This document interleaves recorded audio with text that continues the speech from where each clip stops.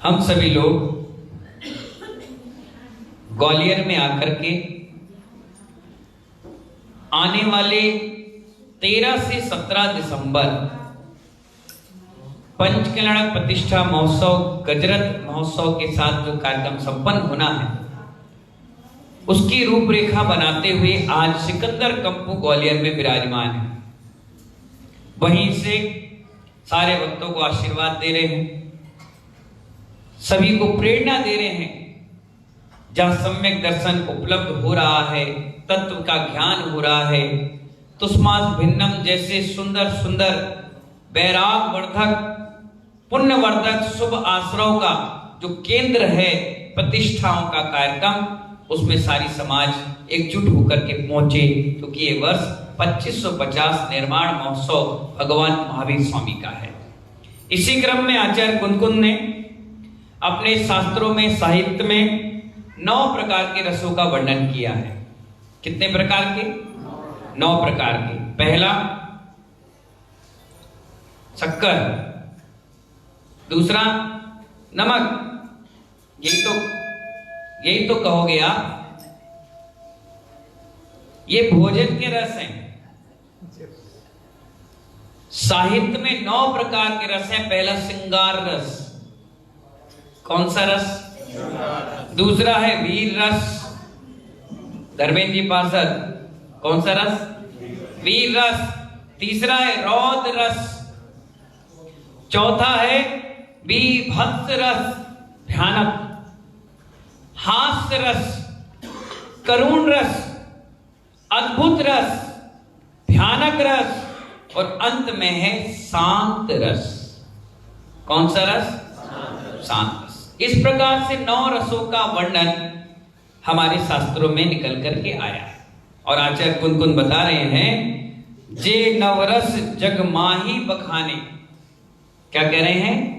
जे नवरस, बोलो, हाथ जोड़कर बोलो, जे नवरस जग माही बखाने, ते सब समय सार रस शांतम।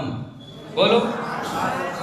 आचार्य कहते हैं समय सार में केवल शांत रस है। कौन सा रस है? बाकी ये सब जो 8 रस हैं ये लौकिक रस है। कौन से रस है? इसमें कर्म आश्रव होना ही होना है, और शांत रस में शुभ आश्रव। मंदिर आया, आकर के खड़े हुए और शांत रस के भाव से दर्शन करोगे तब तो आपको शुभ आश्रव होगा। अगर आपने श्रृंगार से कर लिया तो वीतरागता के दर्शन नहीं होंगे। हास्य से कर लिया, वीर से कर लिया, बीभत्स से कर लिया, करुणा से कर लिया, भयानक से कर लिया, फेल हो जाओगे। अगर पास होना है तो शांत मुद्रा मूर्ति की देखकर शांत रस को अपनी आत्मा में आत्मसात करना पड़ेगा। तो आचार्य कुनकुन आचार्य भगवान बता रहे हैं, राग देश से रहित समता भाव से आत्मा का आनंद लेना ही शांत रस का जन्म है। राजीव भाई, क्या समझ में आया? शांत रस का जन्म किससे होगा? समता पूर्वक भगवान की मुद्रा देखने से, परमात्मा की पूजन पाठ करके आनंद प्राप्त कर लेना ही शांत रस का जन्म देना है। कौशल, किसका जन्म? आपने पूजा पाठ की, पूजा पाठ करते ही आपको कैसा आनंद आया? अरे यार बहुत बढ़िया लगा, अच्छा लगा। ये अच्छा लगा ना, ये शांत रस है। कैसा लगा? शांत रस है। वह सिर्फ शांत रस का ही गुणगान करता है। कौन? जो पुजारी भगवान की भक्ति आराधना करता है। शांत रस के आधार पर ही समय सार है। कोमलचंद जी, कौन सा रस? शांत रस। कौन सा आधार है उसका? समय सार, है ना।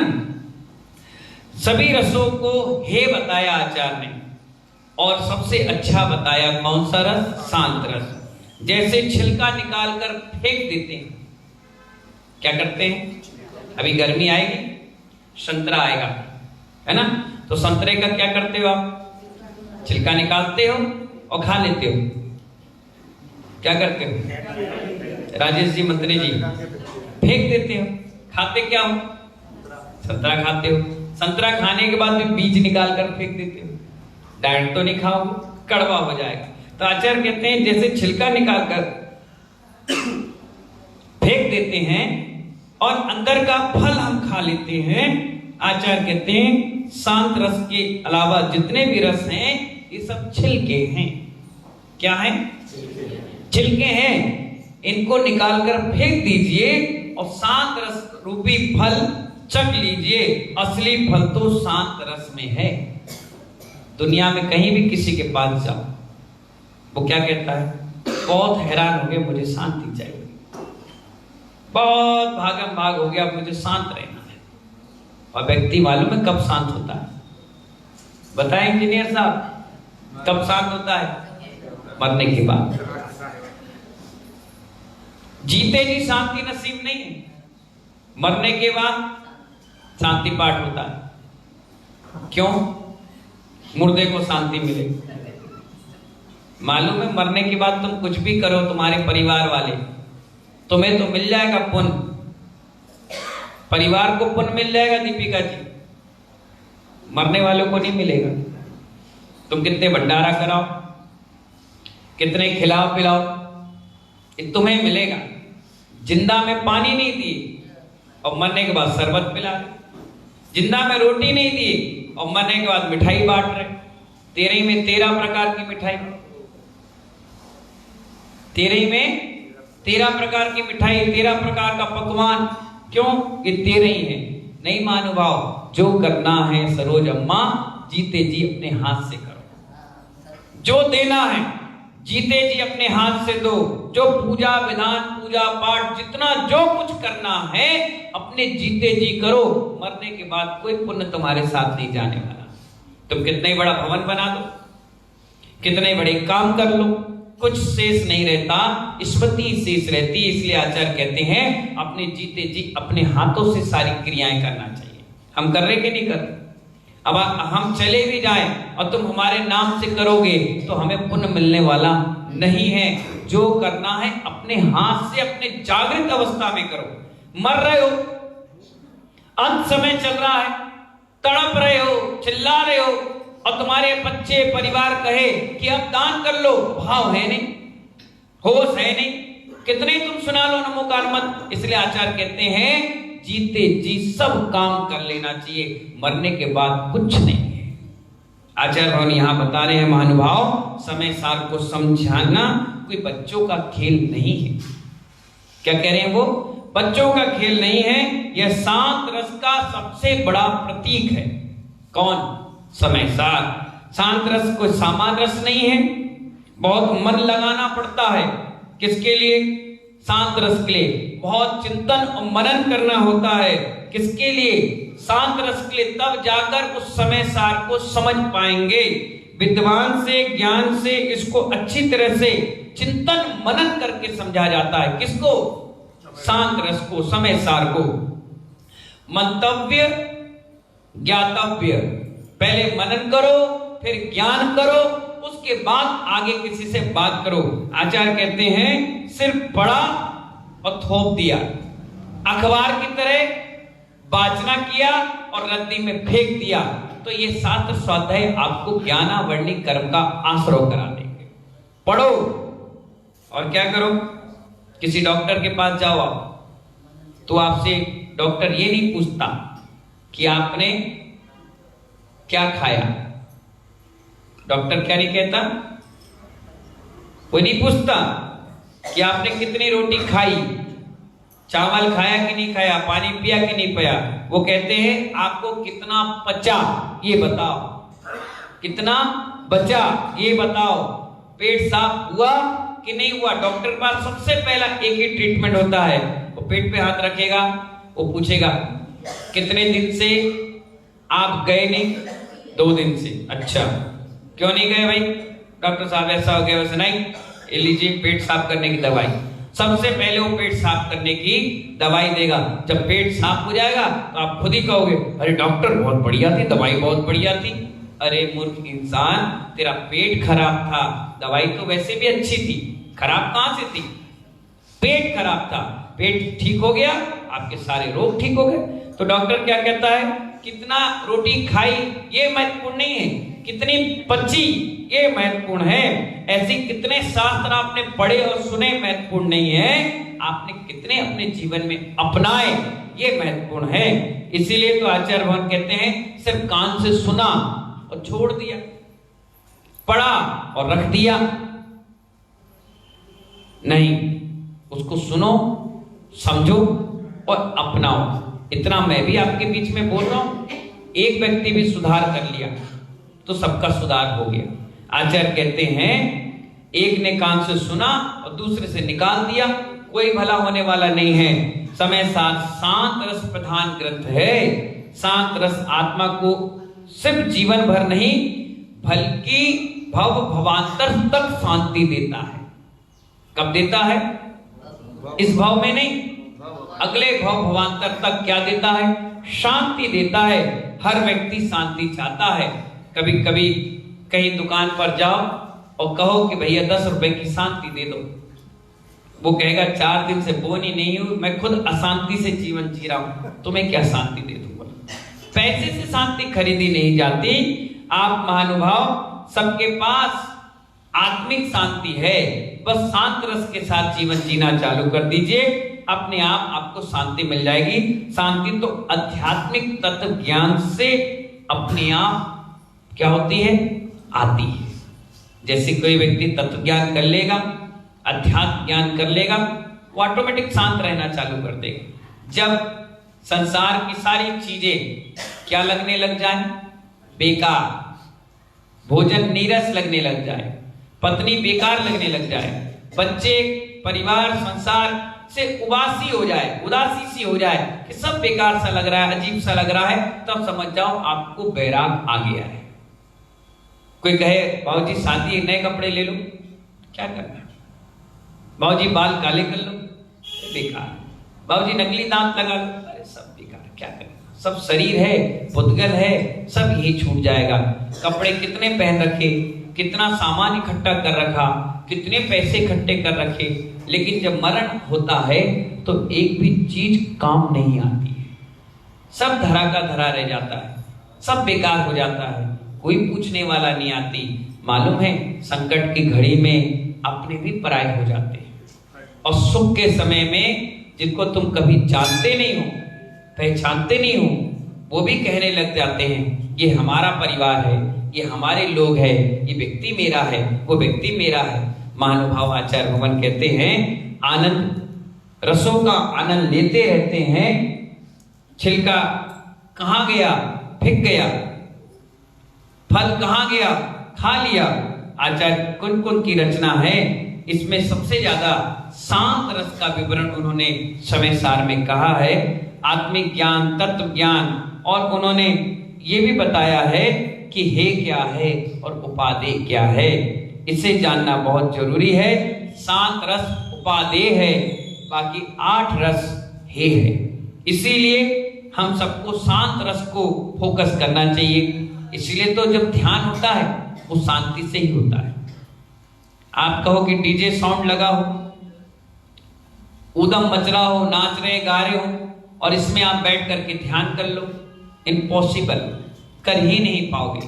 आचार्य भगवान कहते हैं शांत रस के लिए पहले आपको मनोवैज्ञानिक विचार, फीलिंग लाना पड़ेगा कि नहीं मुझे वीतरागी बनना चाहिए। मालूम है क्या हुआ? एक बार सिकंदर कप्पू का एक व्यक्ति कहां चला गया? गुफा चल के पर्वत पर चढ़ गया। वहां पर एक मुनिराज हमारे तरह बैठे थे। उनके पास कहा, बोले गुरुजी कोई मंत्र दो, मुझे भी शांत रस का आनंद लेना है। उन्होंने कहा क्या करोगे? बोले गुफा है, किसी गुफा में बैठ करके जाप करूंगा। उन्होंने कहा बहुत अच्छी बात है, ठीक है करो भैया। क्या कौन सी जाप देंगे गुरुजी बताइए, कौन सी दें हम? उन्होंने कहा एक काम करो, सोहम की जाप करो। किसकी जाप? उन्होंने कहा ठीक है भाई, सोहम की जाप करते हैं।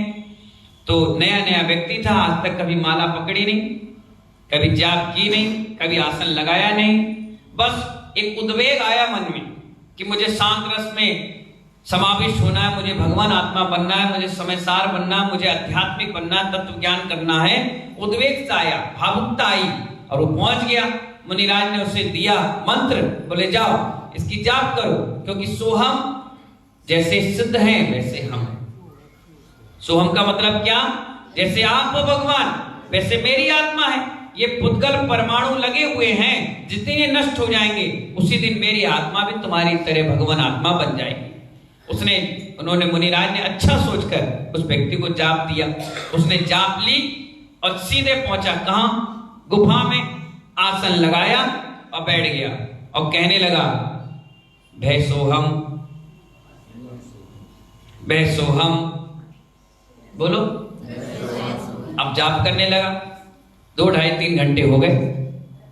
मुनिराज बैठे बैठे उस शिला पर, उनने कहा ये लड़का गया तो गया कहां? दिखाई नहीं रहा, कुछ खबर ही नहीं आ रही, क्या पता क्या हो गया। वो गुफा में झांके, वो बैठा। मुनिराज बोले आ जा बाहर। बोले मैं नहीं आ पा रहा। बोले क्यों? बोले मेरा सींग टकरा रहा है। बोले सींग टकरा रहा है? कहां है सींग? बोले देखो 2 लगे। महाराज समझ में नहीं पाए। महाराज बोले सींग टकरा रहा, चलो सिर नीचे करके आ जाओ।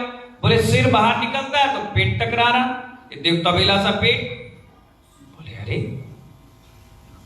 बोले आओ तो कोशिश तो करो। बोले नहीं। बोले क्या गड़बड़ हो गई भाई? जाप हो गई? बोले हाँ। कौन सी थी जाप? बोले भैंसो हम। अरे मरे। बोले क्या बोला था हमने? आप ही ने तो कहा था भैंसो हम। अरे भैया भैंसो हम नहीं था, ये सोहम था। बोले मैं तो भैंसो हम बोल रहा था।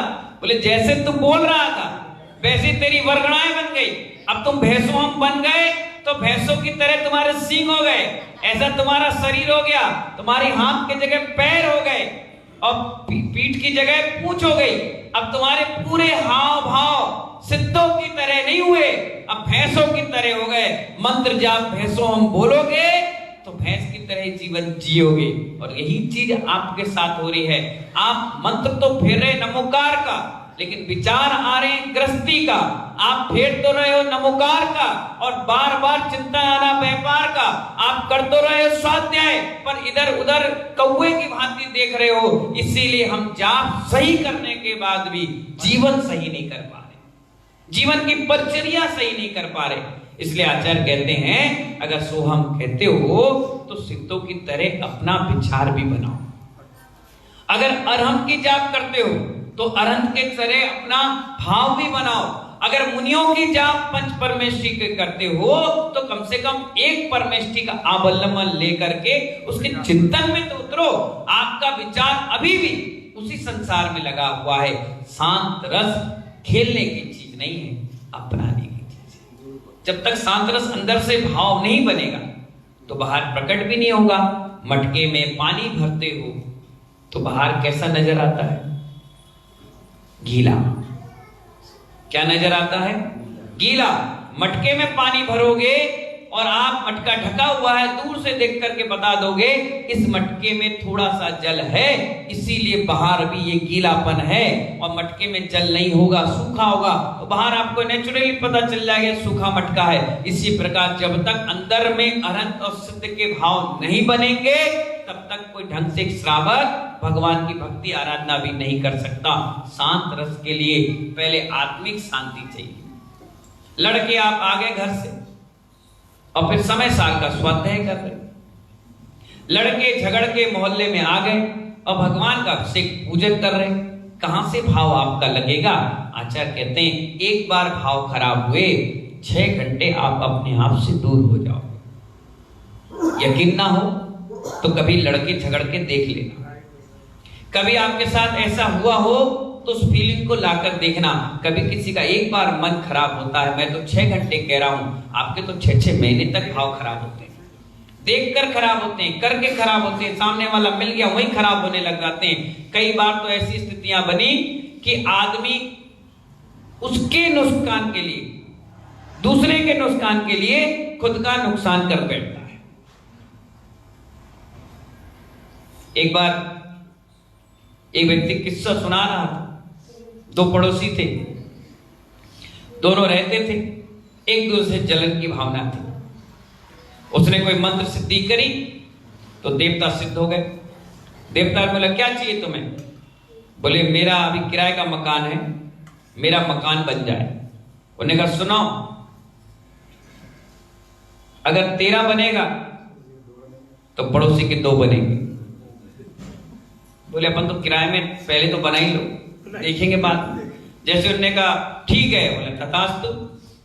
एक मकान बना इसका, पड़ोसी कितने बन गए? अरे बाप रे। मकान में रहने लगा, फिर मंत्र फेरा, देवता फिर आ गया। क्या चाहिए? बंगला तो बना दिया, गाड़ी चाहिए। बोले शर्त ये है कि पड़ोसी की दूध 2 आ जाएगी। बोले आ जाए तो कोई बात नहीं।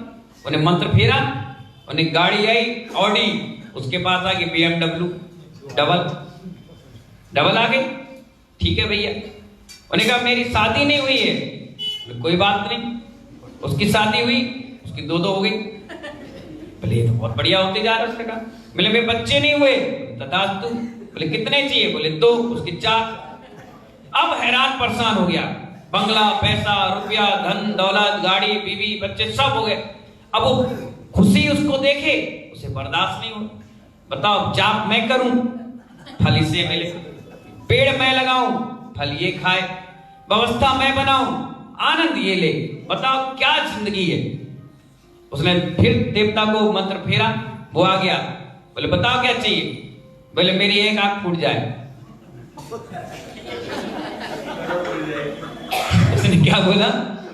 मेरी एक आंख फूट जाए। उसने कहा सोच लो। बोले सोच लिया, उसकी 2 फूट जाएगी। मैंने कहा तथास्तु। इसकी एक आंख फूटी, उसकी 2 फूट गई। अब एक आंख फूटने के बाद वो फिर भी खुश है। वो ये सोच रहा है पड़ोसी की 2 फूट गई।